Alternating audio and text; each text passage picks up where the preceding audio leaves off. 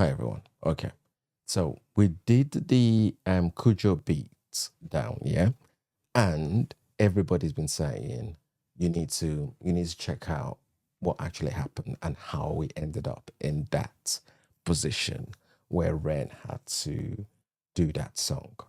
Okay, and it's taken a little while, but we're here. So let's go check out how we got here to the point where my understanding was that Sick Boi had to be removed um, from YouTube for a little bit, and there was a little bit of a debate, something like that. I've just got bits and pieces from the comments I've been trying to read. All right, let's go straight to the horse's mouth and see what we've got. This is a video that I never ever really wanted to have to make, but it's very important for me that I do.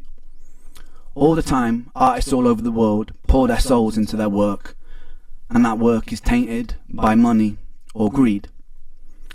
A lot of you will have been asking me the question why Sick Boi has disappeared now, as well as YouTube on streaming services.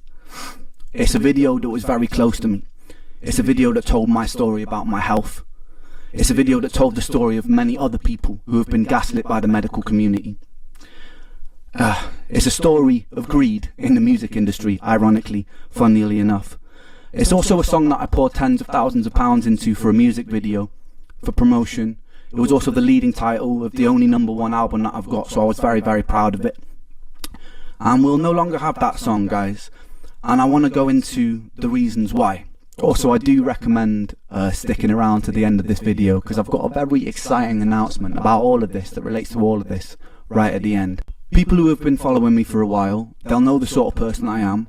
They know the principles that I have, and they'll know how I treat other independent artists. So they'll know why it was so important for me to have to make this video. And I want it to be as unbiased as possible. Obviously, I'm emotionally affected by it, and that may leak in, right? But I want to share entire clips of these conversations so there can be no doubt. Also, if Kujo and his girlfriend want to share any more screenshots of other those conversations, I encourage them to, because I believe that this should all be public knowledge, so there can be no doubt. Rather than taking people's words from it, I would like them just to see transparently what has happened here. To give context for all of this, back in 2022, I buy a beat from BeatStars, right? For anyone who doesn't know, BeatStars is a platform that connects producers to artists who need beats.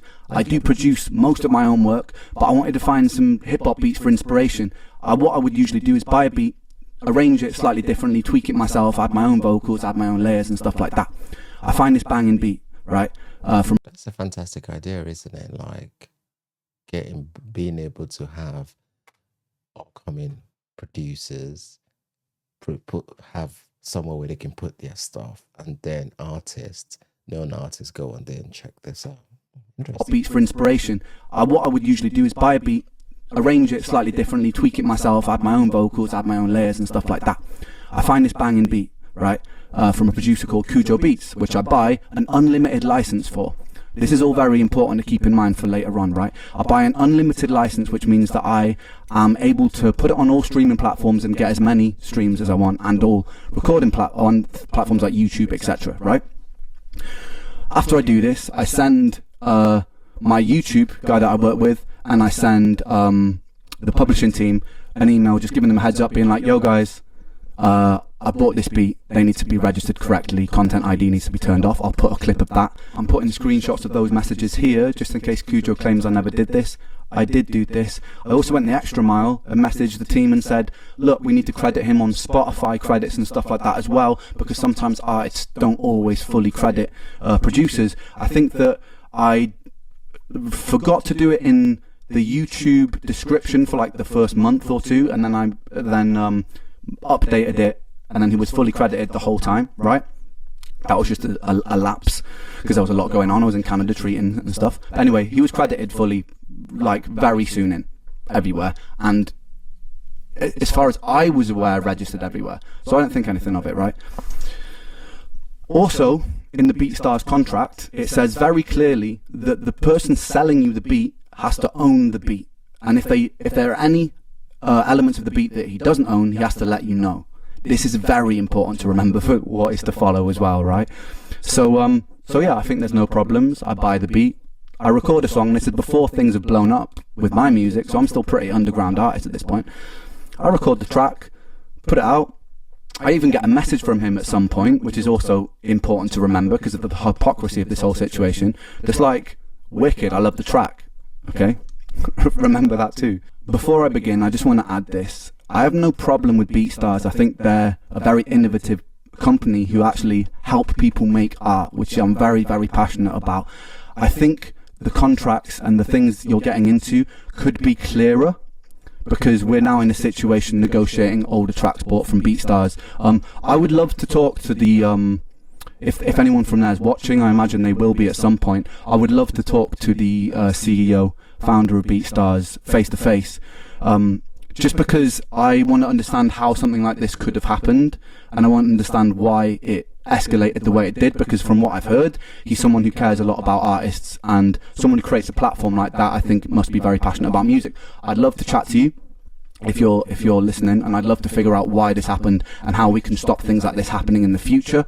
I also think that there needs to be a bit more stringent checks on if people are selling unlicensed samples, because then things tend to get a little bit sticky like they have here.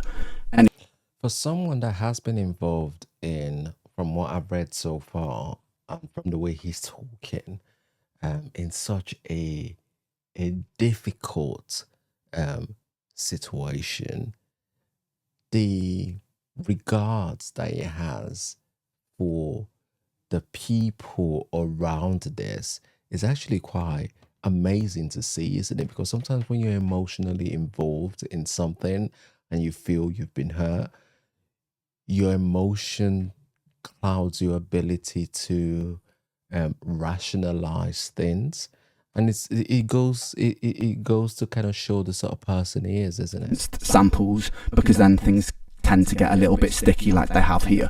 Anyway, that's it. I have no problem with BeatStars, because I'm not interested in going to war with them, because I think that it's really cool that there's a platform like that exists for artists and producers to be connected.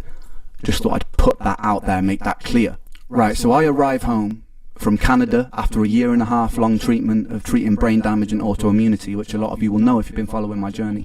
And I'm expecting a nice 2 weeks with my mates before I do my first ever solo show in 5 years because of my health. So I'm just like, I want a nice chill time. I want to be able to focus on rehearsing and stuff. Very early on, I wake up to a message saying, yo, your song Sick Boi has been taken down. So I look at it, and sure enough, it's been copyright striked from this guy KujoBeats' channel. And initially I'm like, oh, this just must be some automatic fuck up. So like, I don't take it too seriously. I send him a message like, yo, there must have been a technical error or something here. No response for 2 days. So I'm like, what's going on? So I check his channel, and then I see a comment of that beat that he licensed me, and I see a comment that's like, Ren has left me no choice. I'm sorry that I had to do this. And I'm like, okay, so this was intentional. Like, what? Like, the last conversation I had with this guy was months ago, with him being like, yo, big up your work, it's sick. So I'm like super confused about it. So I send him another email like, dude, what's going on? Again, I get absolutely no response. So I put a comment on his YouTube comment section, and I'm like, bro, I'm trying to get hold of you. Why are you ignoring me? Like, I just want to resolve this amicably. What's going on? Finally, I get a response on Instagram. And for the sake of this video, I'm just going to put all of these responses in their full form so that there can be no doubt as to what happened. I'm just going to read out like the key moments and explain the key moments. But if anyone's like interested in deep diving so there can be no doubt as to what's happened here, feel free to pause it. If Kujo and his girlfriend, like I said, feel like I've left anything out, they're welcome to post it. I have nothing to hide about this situation. So he responds, and he tells me that he's been talking to my lawyer for months, which I have no idea about. I've been in Canada. And he seems like quite a nice guy initially, so I'm like, okay, maybe this has all just been a misunderstanding. I remember even saying to like Connor and that, I was like, this has probably just been a misunderstanding and something's gone wrong here. Don't worry. He seems like you're alright, dude. We will sort this out. But then after that little exchange, I noticed a comment in the YouTube comment section on his video saying that I'm lying about the situation, when I thought that we like on the same page here. So I pull him up on it, and he's like, oh no, I didn't say you were lying, when he clearly did. That should have been like the first I'm not saying you're lying. red flag for me, but still giving him the benefit of the doubt. I was like, okay, maybe another misunderstanding. Anyway, so I contact my lawyer to find out what the hell's happening, because I'm in the dark about all of this situation. And he explains to me that I've been sold a beat with a stolen sample, with an unlicensed sample, and that the Bulgarian choir sample owners had chased him and gone, look, you've used this beat without permission, you've used this sample without permission, and so you need to give us 50% of the publishing split. And what my lawyer's done, because we were sold a beat in good faith and it wasn't actually cleared, he's reached out to Kujo and gone, look, I think you need to absorb this for selling this in bad faith, basically. And they've gone, no, we're not going to absorb that. And then it's escalated, and I think because my lawyer was being slightly slow with the responses, they also, keep in mind, I don't know any of this is happening right now. To get my attention, they issue a copyright strike on the video, which affects my YouTube channel, by the way, and the video gets taken down as a form of leverage, which is a bizarre way of dealing with things, I think, because it would have been a good idea to contact me, maybe, like anyone first, if this was getting so like blown up. Like maybe the lawyers, maybe Kujo could have actually reached out to me, the artist. Nobody did. So I found that a bit bizarre. Any fucking way. Then I read another comment that Kujo's posted, calling me a coward to pay the royalties he's owed, and I'm like, what royalty? That's also, in my head, the publishers are just paying him the money, and now the situation has to change until everyone agrees on it. But I wasn't even privy to that conversation about what a fair split should be yet. So I was like, what? I don't owe you. I don't owe this guy money. Like, there's no master splits on the BeatStars contracts, by the way. So all money that comes in to Kujo, which should be paid to Kujo, rightly so, comes from the publisher, which has nothing to do with me, by the way. I explained this so many times in this conversation, by the way, and he's adamant to say, probably short of like 50 times, pay me my money. I am nothing to do with his money, right? So it's a very bizarre thing. Well, why would, on the one hand, you're saying somebody's not lying, and then when you're messaging them directly, then decide to kind of go rogue and that leaving comments. If you're dealing with something privately, why don't we keep things private anymore? And he's adamant to say, probably short of like 50 times, pay me my money. I am nothing to do with his money, right? So it's a very bizarre thing to keep saying, but I try to explain that to him patiently, never really takes it in. Anyway, he calls me a coward on this comment, so I pull him up on that. This actually starts to then rub me up a little bit. So I'm like, I pull him up on that. It's saying like, the hell, like, cowardly. Anyway, I'm still giving him the benefit of the doubt at this point. Anyway, despite this, that is some patience. I'm still giving him benefit of the doubt. Seriously? I feel like he's probably just misinformed. So I still take his side on it, and I go on to reassure him he'll get paid his publishing money because I want him to get paid his publishing money. Did he say, no, hold on. Did he say, love, bro, thanks for being so open and respectful? And I go on to reassure him he'll get paid his publishing money because I want him to get paid his publishing money. Doesn't affect me in any way. So like, I was like, yeah, I'll chase it up for you. I let him know that I'm happy to split publishing if there's a bit of a grey area, and I'm kind of reassuring him. It's really important to remember this, by the way, guys, because some of the lies that are posted later make me out to be really unreasonable. So I'm like, yo, if there's some simple mistake, let's split the publishing. It's cool. I'm happy to do that. Yeah. Anyway, so he comes back to me and lies more. He says it's always up to the performer to clear the sample. It's not. It's up to the producer. But unless there's been a conversation. But in this case, as you can see, we're willing to make concessions for you to get your fair share. So actually, it's me making the concessions here because he sold a stolen sample. And I'm like, you know what? You can still have some publishing split, right? So like, I'm actually being the one that's being quite reasonable here. And he's flipped on his head like, we'll be good to you, you know, because I've done nothing wrong in this situation. Anyway, I was like, and then he says, I was under the impression you would have received a warning. I had no idea that the video would be completely taken down. Another lie, as you'll see soon. He and his lawyer agreed to take this video down as a form of leverage. It was our only possible negotiation tactic to get a response. Maybe message me. They're scratching their head. How can we get a response? Okay, we'll take his video down, issue a copyright strike, which also, I didn't actually violate the contract. Not intentionally. So the only possible tactic, dude, message me, send me an email. Like, you've messaged me before to tell me that you love my work, so like, send me an email about this. Anyway, he says he also wants to wrap it up immediately and get the song back online. Another lie, as you will see later on, because he decides to stick to his guns and use the video as leverage. Anyway, the plot thickens. I get an email from their lawyer, and I'm not going to share it in case they start claiming I'm sharing things I'm not supposed to. But I get an email, and it says, on top of the publishing split, they want a £3,000 payment, right? They want a 15% retroactive split of the master, which has nothing to do with publishing, which means like 15% of everything the song has ever made since it came out.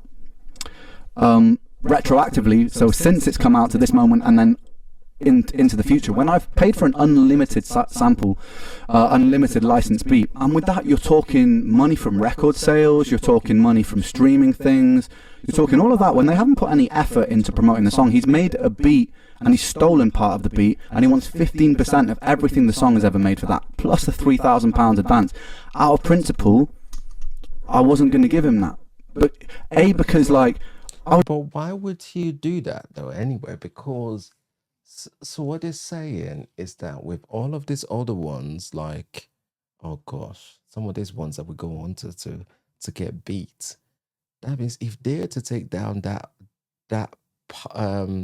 take those routes as well, we could end up with loads of artists completely falling out then, isn't it? Like falling off the surface sort of thing, because it would just be unrealistic. 15% of everything the song has ever made for that, plus a £3,000 advance. Out of principle, I wasn't going to give him that. But because like, may have been slightly open to negotiations if they hadn't used the song as leverage and actually treated me like a decent person. I hadn't put like lies about the situation, right?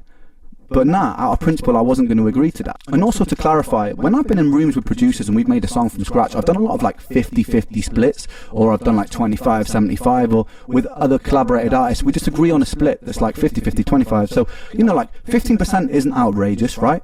What's outrageous is that they already sold it with an unlimited license right from the get-go. So you go into BeatStars thinking, I'm buying an unlimited license for this much money, right? And I was broke at the time when I bought that beat. So it's like, you go into the situation buying something, and then later on down the line, it can come back and sting you if they go, oh, this slight thing, well, we found a loophole here, which means that now you owe us all this money, right? So it's like, it was kind of unfair, because say you buy a painting off somebody for £10, and then the price of it rises exponentially because maybe the painter dies or something, or he becomes really popular. You don't then just go back to the person you sold it to and go, oh, that painting's worth like 20 times more now, give me a bit more money for it, because the transaction's been done. And that's kind of how I felt about the BeatStars thing. It wasn't about me losing money, it was about the principle of like, we've stepped into this agreement, and I was in full faith thinking I was buying an unlimited sample, but that's unlimited license, sorry, but that's not actually what's happened, is it? Right? And it says that if I don't agree to this, they're within their right to claim 100% of the song because I have breached something in the contract, right? Now, this is what I breached. Apparently Content ID was turned on the track, okay, on YouTube. As you'll see from my earlier on in this video, I actually specifically requested Content ID was turned off, and my YouTube guide did turn it off. There has been something to do with the distribution where somewhere along the line, even after I specifically requested this, it may have gotten turned on at some point, right? Where this doesn't actually make any money, which we've got proof of, because I actually let reactors, I let content creators monetize their own videos where they're reacting to my songs. I've done this since the start because I believe that everyone should get paid. It helps promote me. I'm not losing out. Everyone's a winner. A rising tide lifts all ships, baby. So, oh really? I wasn't aware of that. But that's not the point. When you say Content ID is turned on, what I need to go double check that then, because I don't know what that is. But I wasn't aware of that. I need to go double check that. I'm sure all of my stuff I can react to it, but you don't make money out of it. Most of my stuff I don't. Monetize their own videos where they're reacting to my songs. I've done this since the start because I believe that everyone should get paid. It helps promote me. I'm not losing out. Everyone's a winner. A rising tide lifts all ships, baby. So like, I'm like, they're using this as leverage, but legally but thus is the world. They actually had something to lean on with that. So they were like, look, if you don't agree to these terms, 15% retroactive master split, this share on publishing, and a £3,000 advance against the master, we're going to take 100% of what you own. At this point, I'm obviously pretty annoyed, which is pretty understandable, right? Anyway, at this point, they've got my attention, so there's no reason they need to use the video for Sick Boi as leverage, right? So I give them a fair warning. I'm like, mate, if you don't put the video back up on Friday, I'm going to have to put a public post explaining why it's down. And I give him a fair warning, which is also important to remember, because later on he plays the victim, saying that I've put a post encouraging my fans to bully him, which I didn't. I gave him a fair warning about it. I never once encouraged them to bully him. I just needed to explain why my video was down, because this was proper stressing me out, and I feel like I didn't want to be silenced about the whole situation. At the time, people are going to have questions, isn't it? You've got an artist like Ren with over 1.6 million, and this is on YouTube that I'm getting this from, not anywhere else. So you talk about all the other platforms. People are going to ask questions, and as an artist, you're going to need to respond to that. So, and sometimes some people might not take that the right way. Proper stressing me out, and I feel like I didn't want to be silenced about the whole situation. But the time comes around, I put the post out, and I'm always still thinking for like a positive solution here. So I have like a brainwave of like, oh, I've got a brilliant solution, right? So I approach him and I'm like, dude, look, I know that things got complicated here, but out of principle, I don't really want to budge on the master split for this thing, but I've got a much better idea. Because a lot of my fan base are like now giving him, because I put the public post out, a lot of my fan base are giving him grief, and I'm like, you know what, I want this guy's life to get ruined because of this. Like, despite how frustrated it's made me, I didn't want this guy to get ruined. I didn't want him to get abused about it. I just wanted to get the song back. That was the thing. So like, I sent him a message. I'm like, dude, look, I thought of a thing, because I am a man of principle. I didn't want to bend to threats and stuff about the song being claimed 100%. So I'm like, I've got a much better idea. Let's make a song. We'll split it 50-50 down the middle. Master, publishing, everything. A song from scratch. Then if we do that way, it'll be like a fuck you to the industry. Yeah, you and me on a track. You'll make way more money this way because it's 50-50. You'll also get my fan base on your side. It's going to be a great thing, because I'm always like, I want to look forward. I don't want to look backwards. I don't want to look at all these things that happened in the past. I'm like, this is actually going to make him even more. And he rejected it. He turned it. That is such a humanistic way of seeing things, isn't it? That's absolutely fantastic, where you are person-centered and you're not driven by your ego. That is, wow. In all of the chaos, you're still looking for a way to make amends. Some people with the leverage that he has got in terms of fan base would just literally decide, you know what, I'm going to tear you apart. But he offers him a lifeline. Because I'm always like, I want to look forward. I don't want to look backwards. I don't want to look at all these things that happened in the past. I'm like, this is actually going to make him even more. And he rejected it. He turned it down, which I still think to this day is a bit of a silly move given what happened and what happened next. But it's a shame, man. And if you're watching this, you really should have taken that. I'm sure you are watching it. You really should have taken that deal. It was brilliant. Not only would it set you up with way more money, which is obviously what you most care about in this situation, but it also got loads of my fans on your side, which would also set you up for all things that you release independently as well, and you'd have come out this looking good. Shame. I offered you that olive branch. I offered quite a few olive branches on numerous occasions, which you weren't interested in. Then after that, there's a post on Instagram saying that I've stolen samples from people, which is bizarre because I never have. So I send him a message being like, he said that a British artist has got in touch with him and been like, Ren steal samples, which is obviously complete made up bullshit, right? So I messaged him about that. I'm like, what samples have I stolen? The Vera Hall one that I just put out, totally cleared. We cleared that with publishing company because I actually don't like steal my samples. And then any covers that I've done, they're just on YouTube. You're allowed to do that because there's a cover license on YouTube. So like, what are you talking about? To which he then just like ignores it, takes the post down, and then like and then just goes on some other fucking tangent. So it's like kind of grasping at straws here to make me look like the bad guy. So we arranged to have this call with the lawyers and Kujo, and I'm actually really excited to have the call because it's the first time I can talk to Kujo face to face, deal with this like grown-ups, like adults, and talk to each other. But it's not how it pans out. So we get on the call, and the first thing that happens is the lawyer just says, look, Ren, I think that you taking this public was very unprofessional. And I was like, hold on a second, I wasn't the person who took this public, first of all. Like, taking the video down is an aggressive move. And also, I didn't take it public, first of all. Kujo was commenting countless things on his YouTube before I even make the comment.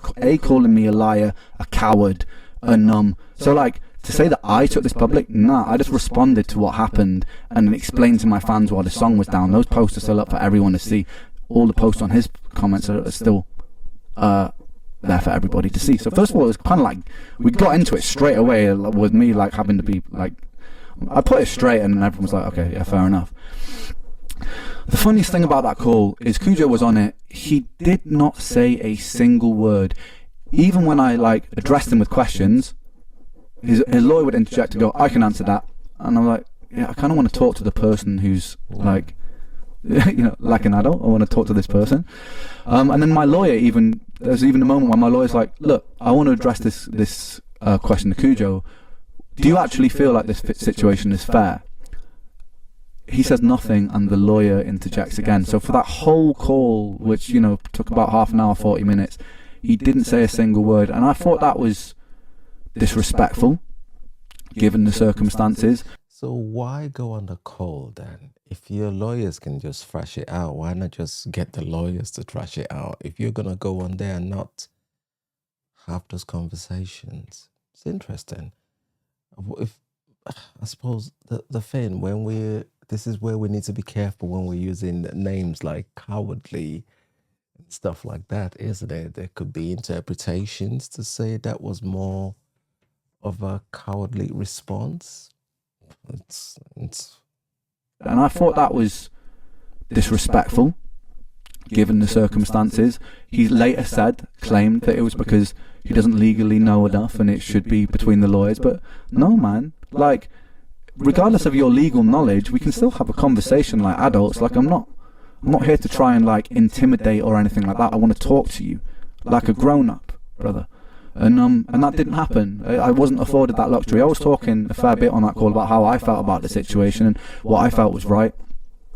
And I also said on that call that I didn't think that a retroactive split was right, because of all the reasons I've mentioned. But it is what it is, man. And then we came off the call and I felt pretty let down by it, to be honest. This is where the plot gets even more ridiculous, and I'm sorry this is a long video, guys, but this is mad, and this is emotionally exhausting, this bit. So I read a bunch of comments on Instagram from this person talking about the contract, saying things that aren't actually in the contract. I'm like, who the is this? So I message him and be like, yo, by the way, you're misinformed. The contract actually doesn't state that it's on me to clear the samples.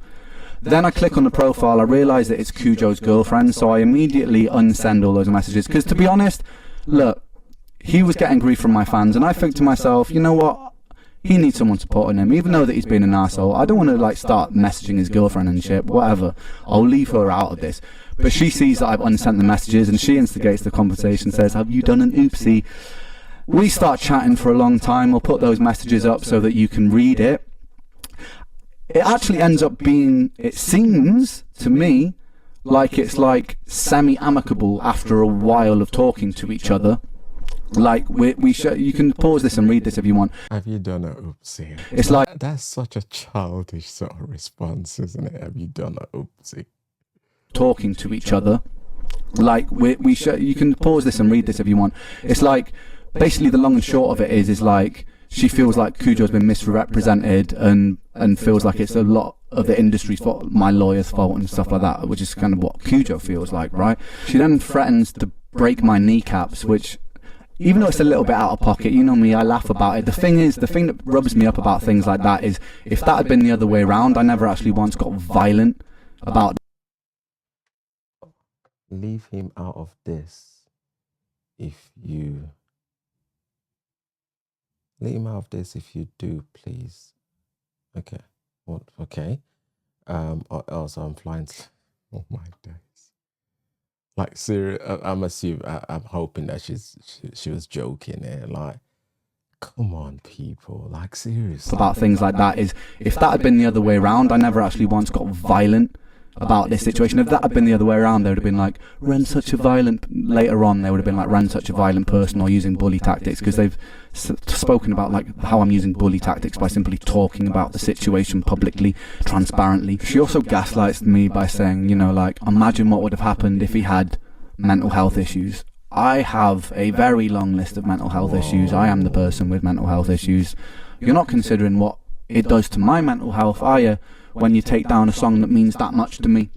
A song that I've poured into, that I'm exposing a part of me that's very vulnerable about my health journey. Like, you're not considering that, are you? All I've done is post publicly about the situation. I've never told anybody to send you guys abuse or anything like that. And actually, if anybody's watching this right now, for clarity, even though I am very annoyed about the situation, I don't want anyone to send them abuse.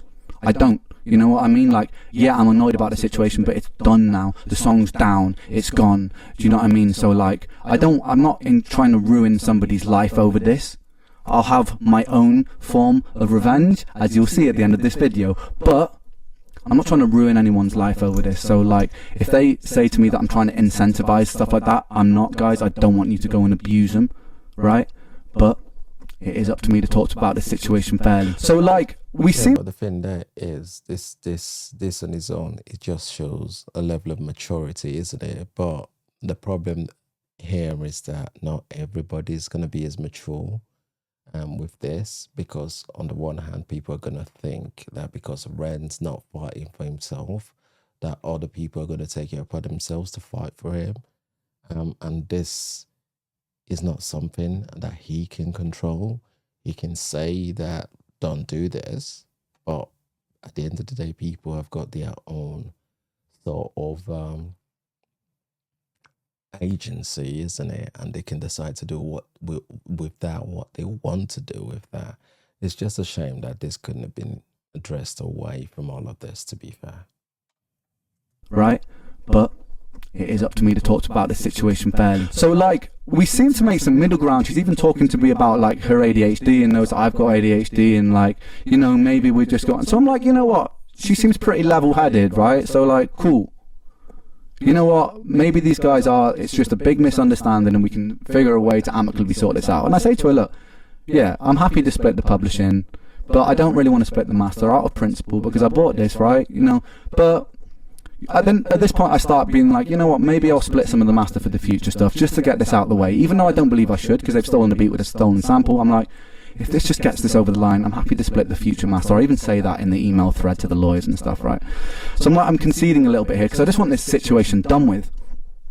We end on a good note in this conversation. Then the next morning I wake up to posts from her all over my Reddit lying about the contract, and then I see a comment on Anthony Ray's video where he's talking about the situation from her, saying this is what the contract says, and she made up she wrote a whole passage that wasn't even in our contract. It was completely made up. So after her being super nice to me behind the scenes in this conversation and feeling like I wake up to read this, and I'm like, I start losing my mind, because I'm like, these guys, they're like, they pretend they're on my side, and then it's just like they publicly post all this stuff. So I'm like, I put her up on it. I'm like, what the fuck are you doing? Like, first of all, this is defamation. You can't be out here like making up stuff that's not even in the contract, you know? So she's like, yeah, it's ridiculous, right? So next I find a bunch of messages on Reddit from Kujo's girlfriend lying about the contract, which I'm going to put up here, which is actually very illegal, by the way. No, I won't be pressing charges over it. I just want to get this situation out of the way, but so I'm just going to put all these up for you to pause and read if you want to. It's ridiculous, basically.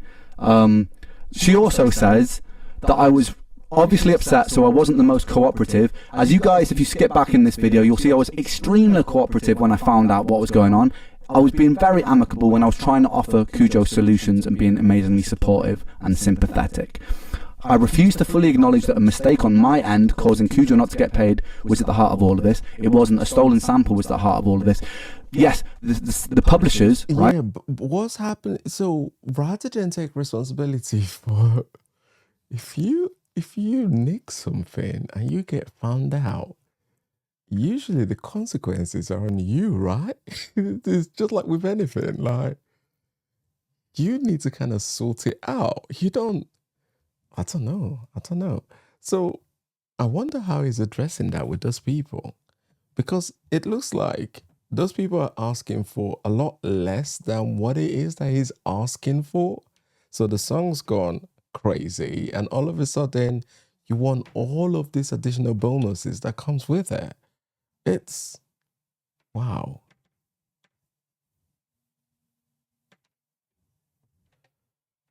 Ren kept threatening to sue and go public. Okay, I've not seen any of that yet. Have you? Ren took it public. All of this, it wasn't a stolen sample was the heart of all of this. Yes, the publishers, right, failed to correctly register Kujo, which wasn't anything to do with me. They've now remedied that, and there'll be a back payment for whatever percentage we end up on. No money's been lost here, right? That is something that was the publisher's fault, which I was very annoyed about, which I actually sent a message to the publishers about, explaining how annoyed I was about that situation, fighting for Kujo in that, when I didn't have to fight for Kujo because he was being a prick.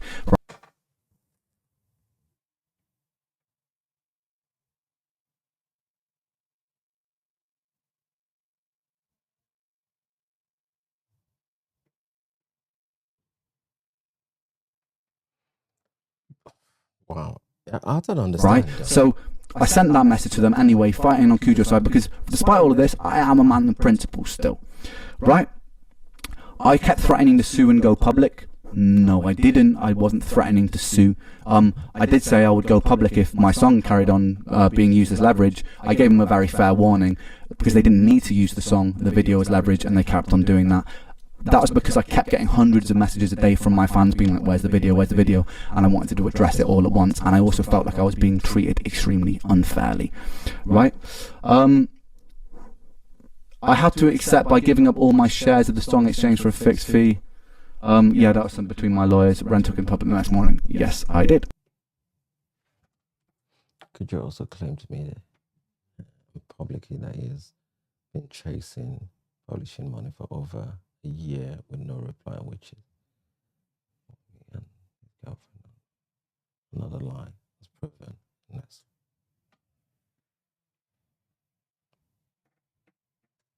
Okay.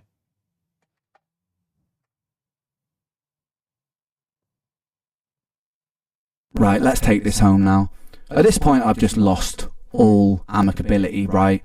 I'm pissed off. I messaged Kujo's girlfriend and him saying, this is the first time I've threatened to sue, but I'm like, if I see any more lies from you guys about this situation, I will sue you guys.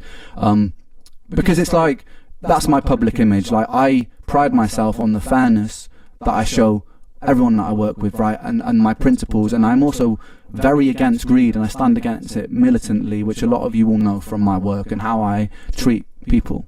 How I treat people that I work with, right? So them spreading this stuff that I'm trying to be greedy here massively hurts my public image. So I was like, if you guys lie anymore about this, yeah, I'm going to do something about it, basically. And then I'm talking to Kujo and things get more heated.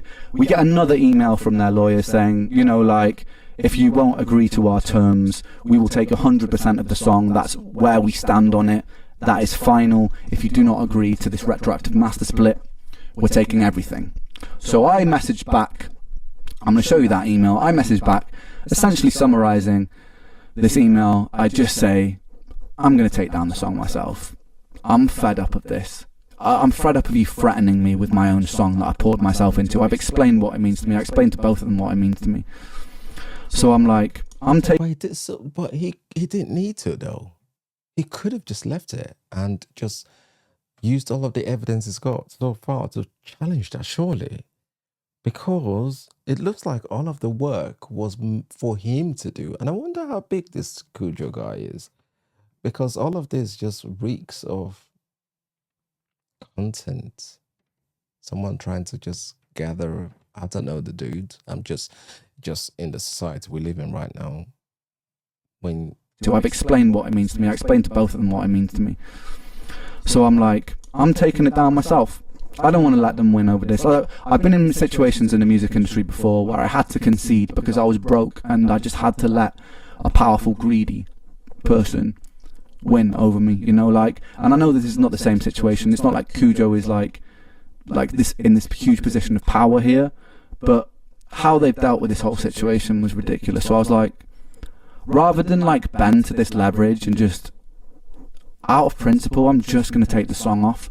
And it's ironic, man, because the song is about greed, you know, and it hurts me a lot that it's down now. It proper hurts me, man. I can't stress that enough because of what the song was and what the song meant to me, but that's the way the cookie crumbles. So I sent these emails. I also sent a mass email out to everybody, the publisher, Kujo, the lawyers involved, just saying how disappointed I am across the board, even from people on my side. I was just disappointed at how this whole situation been dealt with, because ultimately at the core of this situation, the only person getting proper hurt financially from this is me, right? Because of my hard work that I've done to promote this music, because of my story and how that's been exploited. I'm the person who will suffer future losses for the earnings, and that regardless of earnings, fuck earnings for a second, that song I was proud of.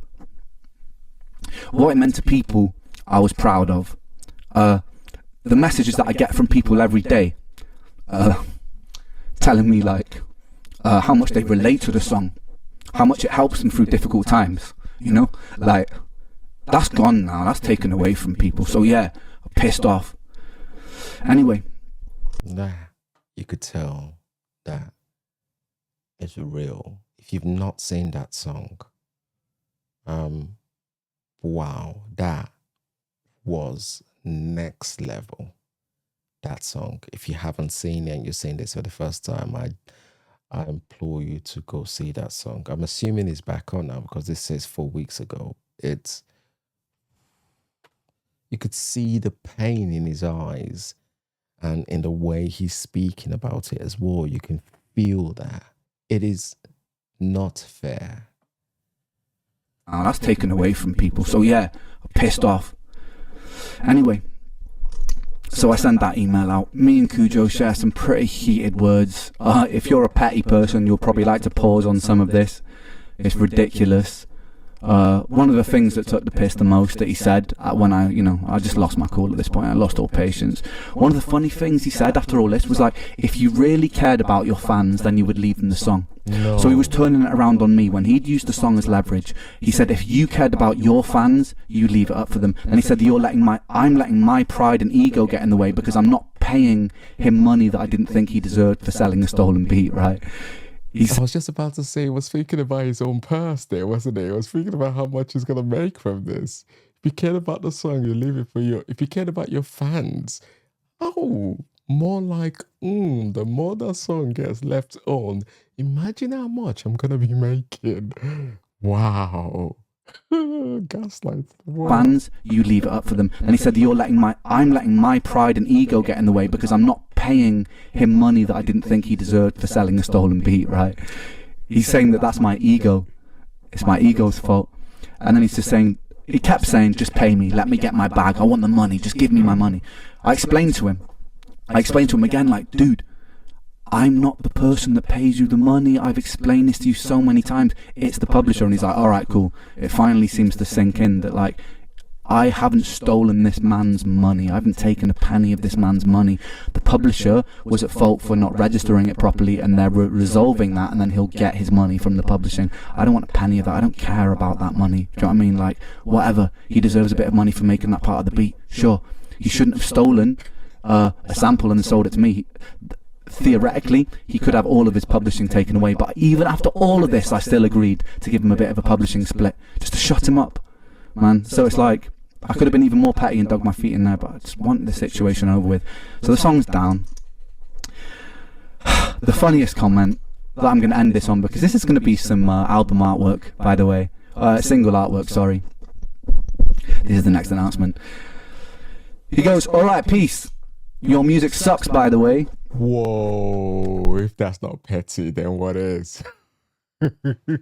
Which is really funny, considering, the message earlier where he told me that it was an honor, or it was like, it was really good to work with me, Funny. It's funny, hypocritical. Funny. But yeah, sure, my music sucks, brother. Cool. That's going to be the single artwork, which leads me to my last point, ladies and gentlemen. I'm releasing a song about this whole situation, and it's dedicated to Kujo. And it's coming out next week. It's coming out a week today. It's called Kujo Beatdown. And I love it. We made an amazing video for it. I made a beat. By the way, the beat has no unlicensed samples in it. I made the whole thing myself.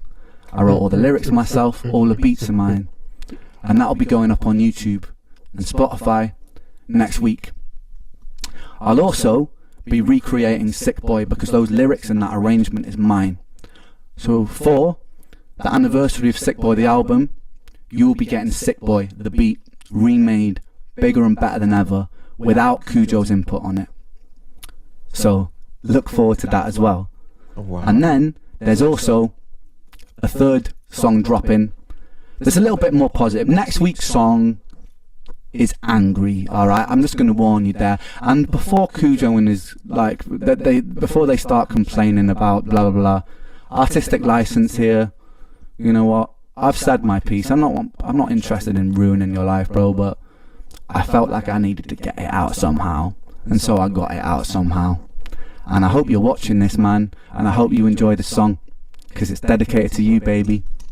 Anyway, guys, I know that this was a long video, but I wanted there to be no doubt as to where everything stood in this situation and why you don't have a song that means so much to so many people and means so much to me. But there will be a revamped version of that song coming very soon, guys. And if you've made it this far, thank you. Sincerely. And I hope there can be no doubt as to this situation. Thank you.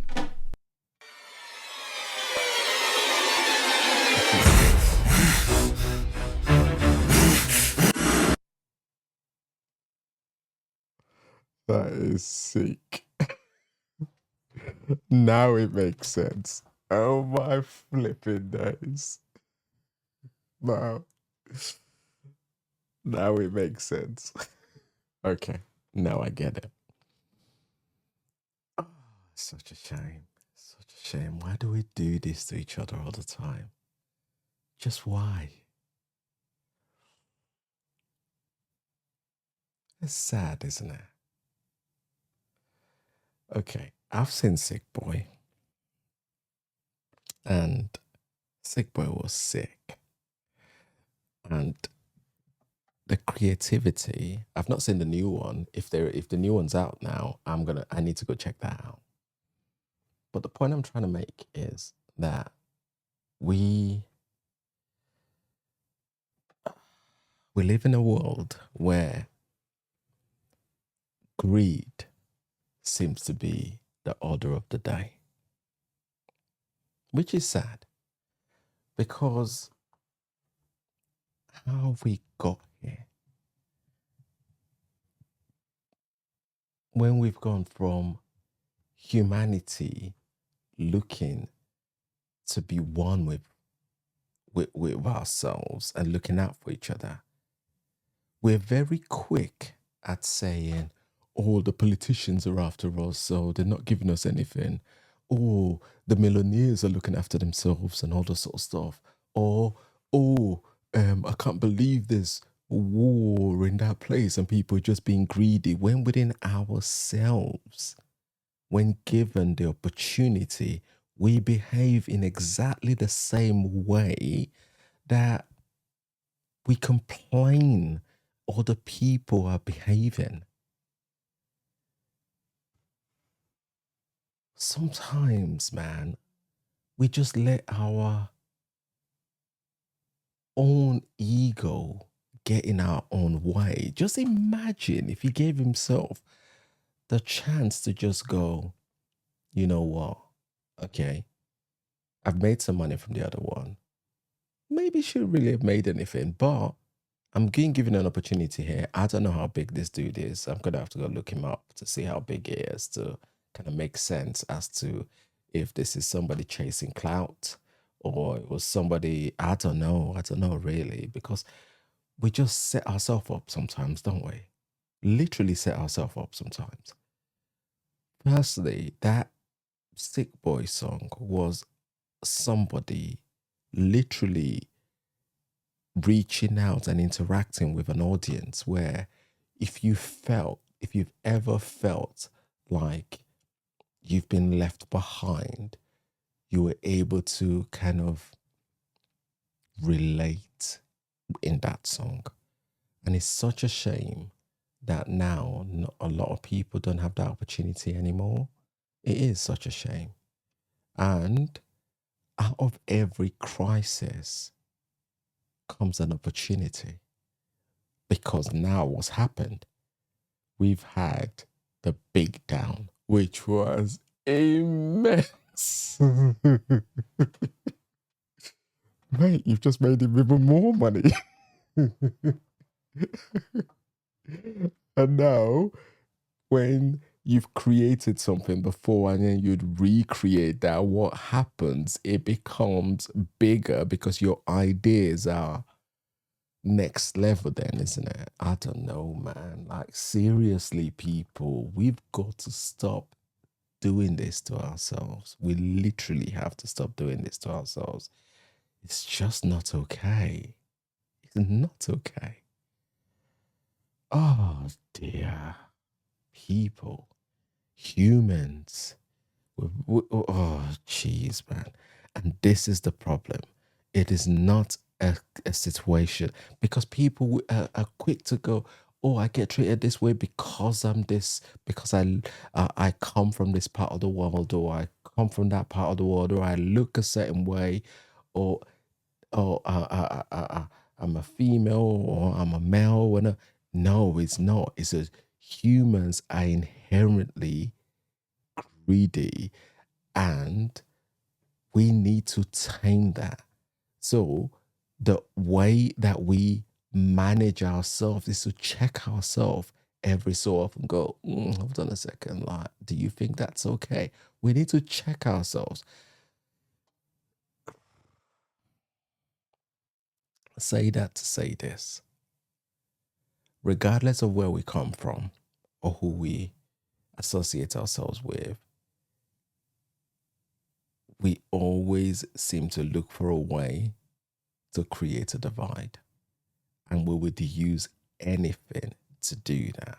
It just happens to be in this situation that music was the reason to create that divide. Something that was meant to unify created division. Greed. Damn, people. I need to go check this out. All right. Let me know what you guys think in the comment section below. If you like what we're all about, please like, subscribe, and join our community. And until next time, people, make sure you look after yourself and you stay safe. Look forward to the comments. Peace. Bye for now.